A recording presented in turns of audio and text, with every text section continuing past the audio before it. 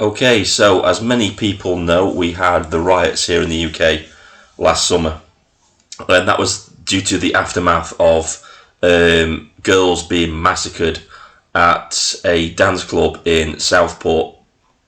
And as a result of that, lots of people were posting angrily online in disgust about what had happened to those young girls, and many of those people were arrested for their Facebook posts, their Twitter posts, and they were fast-tracked through the judicial system, and they were put on trial, show trials.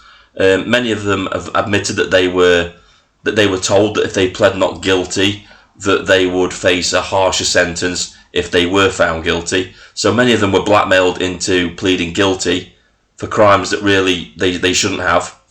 But that's beside the point. That's just another case of our judicial being two-tier and being against the people of this country.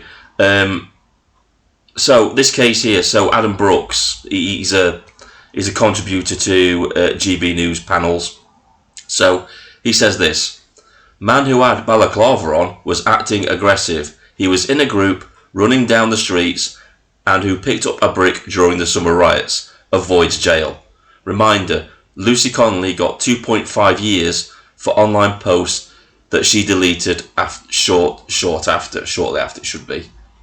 This is our judicial system. So the first part of our system worked. The police must have arrested this guy for him to be facing charges.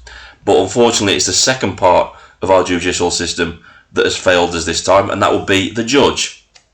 So basically, yeah, not facing any prison time whatsoever. I think he got a suspended sentence, but he's not going to jail.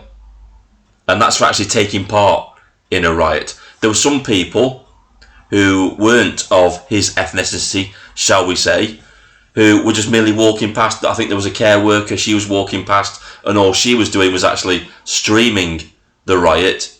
And she got, I think it was 3 months in prison for that. Let's not forget, there was, I think it was somebody, Rourke, he got 3 years in prison for the post that he made. And these were just words. These weren't even being at a riot.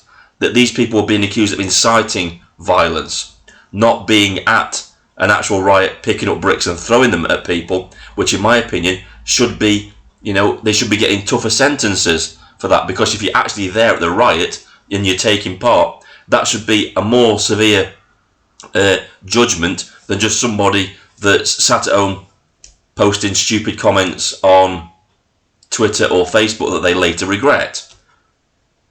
But yeah, again, our two-tier system, and let's not forget, right, even now, if you mention or you point to the fact that our system is actually a two-tier judiciary, a two-tier police system, you will be called far right. You will be considered a terrorist or a terror threat by Prevent. And this is just our government just trying to stop people from talking about the fact that we all know that we're living in a two-tier judiciary, a two-tier system.